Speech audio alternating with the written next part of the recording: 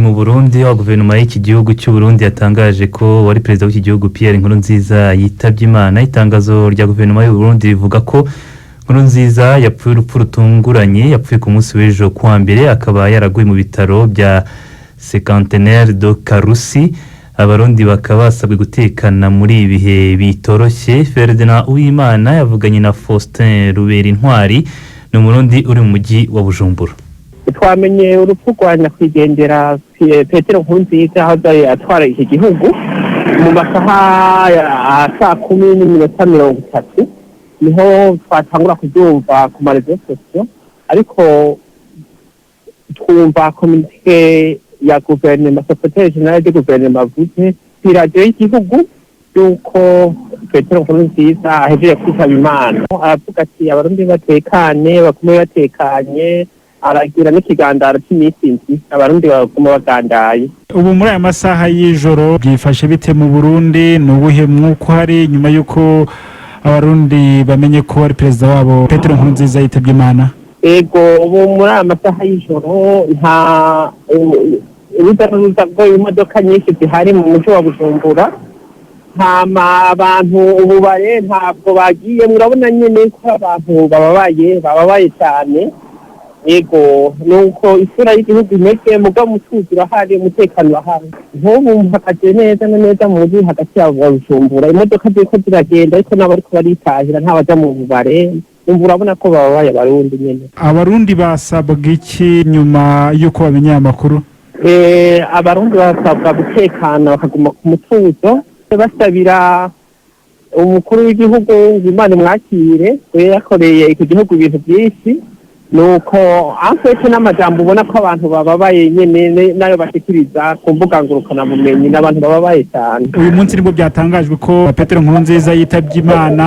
Ese yari amaze iminsi arwaye, byari bimeze bite? Ku munsi wa gatandatu hari urukino rwa volleyball rwabera Ingozi ahavuka kuri stade avukamo. Yari yagiye arusera iteka urwo rukino, ariko abakinnyi twashoboye kuvugana bavuga ko amerewe nabi, yahavuye urwo rukino rutanaheze kuko yari amaze kumererwa nabi, baramujyana. Ubundi yahora arindira urukino rugahera, yagiye urukino arukira hagati, hama akajya mu bitaro by'i Karusi, mu ntara ya Karusi. Niho rero yaguye bavuga ko yoba yapfuye ejo. Louis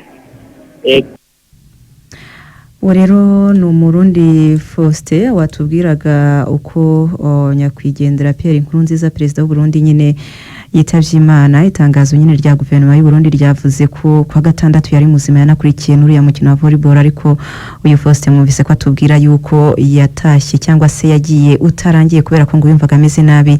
Yahise ajyanwa muri ibyo bitaro rero yaguyemo, ariko ejo ku cyumweru nako ngo n'abamusuye babonaga ko yoroheye baranaganira, ahubwo aza gupfa bitunguranye ejo kuwa mbere ya saa sita, nibwo ngo umutima waje guhagarara abapfuye. Aricyo guverinoma y'u Burundi ikaba yahise ishyiraho icyunamo cy'iminsi 7 cyo kunamira nyakwigendera Pierre Nkurunziza. Muri iki gihe cy'iminsi 7 kandi ibendera ry'igihugu cy'u Burundi rirurutswa kugeza hagati. Hanyuma rero kandi guverinoma y'u Burundi yavuze ko hakirimo gutegurwa imihango yo kumuherekeza bwa nyuma, igihe bizabera kikazaba kimenyeshwa abarundi. Martin, tugaruke hano mu Rwanda mu makuru ajyanye n'uburezi. Amashuri yigisha abana bafite ubumuga ashobora gutangira mbere y'ukwezi kwa 9. Ibi ni bitangazwa na Minisiteri y'Uburezi, mu gihe ababyeyi babo bana bavuga ko bitaboroheye gukurikirana abo bana baba bakeneye n'ubuvuzi bwihariye cyane cyane iyo bari ku ishuri. Inkuru irambuye yateguwe na Karine. Amashuri muri rusange yahagaritse kwigisha bitewe n'icyorezo cya COVID-19 cyugarije isi muri iki gihe. Amashuri yigisha abana bafite ubumuga nayo yahagaritse ibijyanye n'amasomo. Ababyeyi bafite abana bafite ubumuga bwo mu mutwe bari basanzwe biga mu mashuri yihariye ajyanye n'ubumuga bafite, bavuga ko muri aya mezi menshi bamaze bari mu rugo kubitaho usanga bitoroshye. Afite 11 akaba baharinzwe, ntabwo biba byoroshye. Kuba turi kumwe mu rugo kumufasha kwiga ni ibintu bikomeye. Hari ubwo abyanga, abaho ari mu ntambara, abaho arwana. Rero iyo afungiranye gutya ntabwo biba byoroshye. No kubatera imbere mbona ko cyane ari kubera ko bari ku ishuri. Nk'ubu nko kwandika yasigaye azi kwandika wenyine, akaba yafatika yiyakandika ukandika, ariko ubu urabimubwira akabwa ngo se ko ejo ntazajya ku ishuri, ukabona ko biri kumwa byamuciye intege.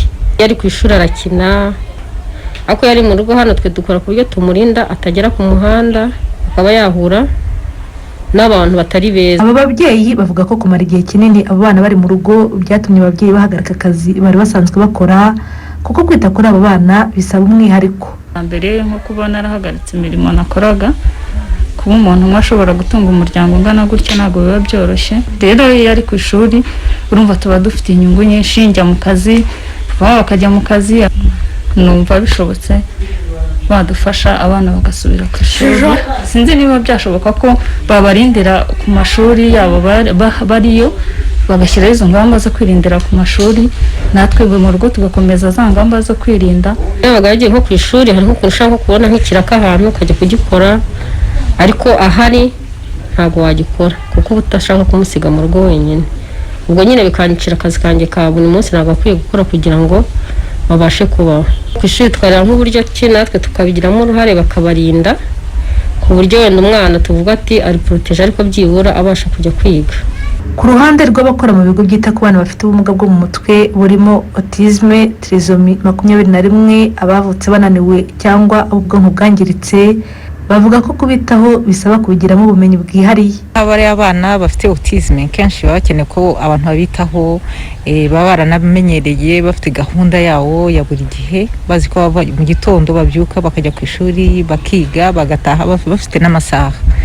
Nk'ubu muri ibi bihe rero benshi byarabahungabanye kuko barabona deja hari ibintu byaje bati ni coronavirus, ntibamenye ibyo ari byo nubwo umuntu abasobanurira, ariko noneho no kwirirwa mu rugo nubwo twebwe twabahaga ibyo bakora online byageze aho birabarambira bakajya babaza se tica wacu aracyarwaye, se yo coronavirus ntiragenda, mbese byabarabarambiye naho n'ababyeyi bibabera imbogamizi kuko barabana niyo hagize ikintu kibabangamira nabo hazamo ikintu cyo kugira hyperactivité bakiruka mbese bagasubira inyuma cyane. Umuntu ufite ubumuga abagomba guhabwa ubuvuzi buhoraho ni ibintu bifata igihe kirekire.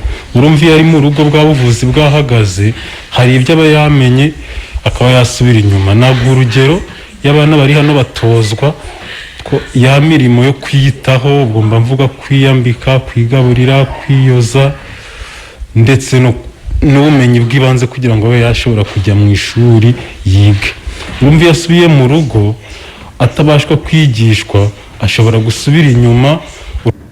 Minisiteri y'Uburezi ivuga ko nubwo biteganijwe ko umwaka w'amashuri muri rusange uzatangira mu kwezi kwa 9 uyu mwaka, hari kurebwa uburyo amashuri yita ku bana bafite ubumuga iyo atategereza icyo gihe. Hari amashuri yasabye ko yaba afunguye kubera ko ntabwo ari amashuri kandi mashuri ahubwo n'uburyo bwo kuvura n'abana. Ayo ngayo rero hari ayo turi kureba nko mu mujyi wa Kigali aho ababyeyi bagaragaje impungenge. Turashaka kureba uburyo abo bana kubera ko bamaze igihe badakurikiranwa mu bijyanye n'ubuzima bwabo, urasanga ko badindiye. Muri iyi minsi rero turi kuganira n'ibyo bigo, ntabwo ari byinshi mu mujyi wa Kigali n'ibikeya, aho abana bashobora gukomeza gufashwa bidategereje ukwezi kwa 9. Turi kubiganira dufatanije na Minisiteri y'Ubuzima ko byose tugomba kubahiriza amabwiriza, hagomba gupimwa ababafasha muri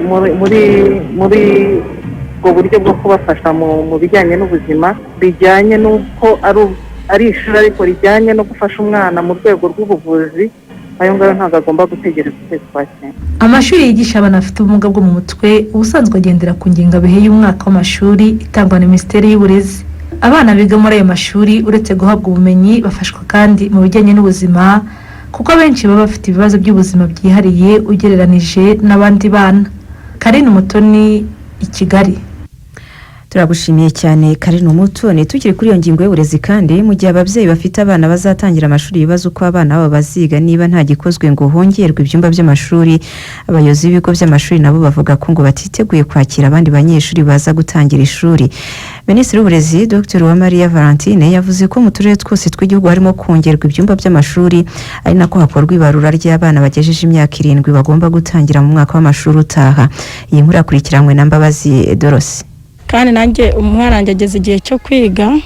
Aba ni ababyeyi bafite abana bageze igihe cyo gutangira ishuri bavuga ko batazi niba bazakirwa uyu mwaka w'amashuri nusubukurwa. Izi mpungenge barazishingira ku kuba abanyeshuri bose bazabanza gusubira mu mwaka bari bagezemo, bivuze ko nta myanya y'abajya mu mwaka wa mbere no mu mashuri y'incuke iteganijwe. Ni mu gihe hari hasanzwe ikibazo cy'ubucucike muri amwe mu mashuri, none bitewe n'icyorezo cya COVID-19 nta munyeshuri uzimuka mu mwaka yigagamo.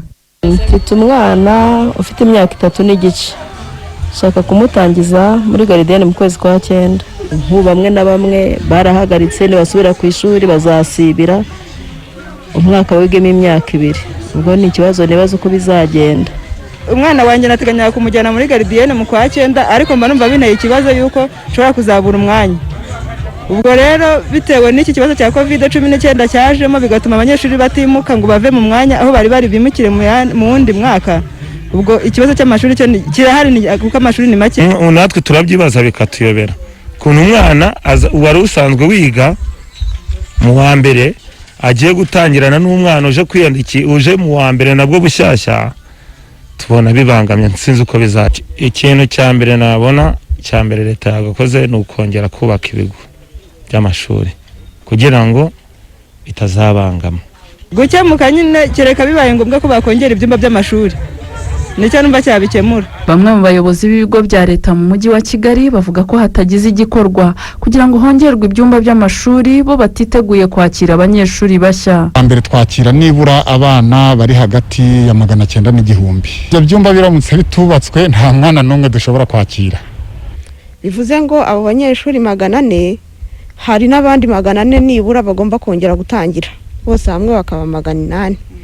Ariko kubera ko nyine dufite umubare w'ubucucike, umubare w'abana benshi n'ubucucike bwinshi, ishuri rishyashya ribaye ritaruzura byaba ikibazo gikomeye ku babyeyi n'ishuri kuko tutabasha kwakira abo bana.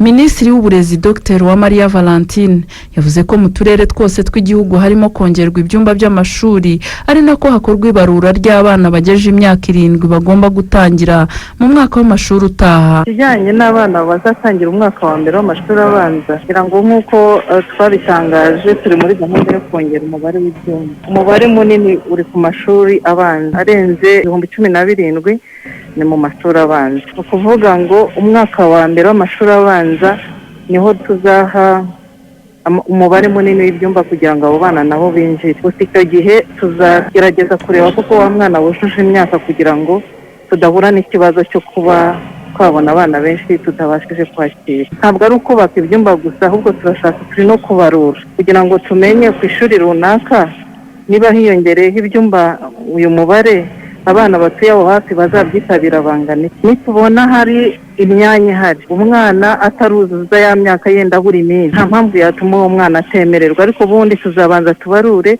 abujuje neza imyaka yo gutangira ishuri kugira ngo nyine tutongera bwa bucucike, kandi ari cyo kintu twarwanya. Umubyeyi ufite umwana wujuje imyaka yo kugira impungenge. Mu rwego rwo kwirinda ikwirakwira ry'icyorezo cya COVID-19, amashuri yabaye asubitswe akazasubukurwa mu kwezi kwa 9. Minisiteri y'uburezi ivuga ko ubu harimo kubakwa ibyumba by'amashuri 22,505 bizakemura ikibazo cy'ubucucike hejuru ya 60%. Byinshi muri byo bikaba bigenewe amashuri abanza. Mbabazi Dorothy, i Kigali.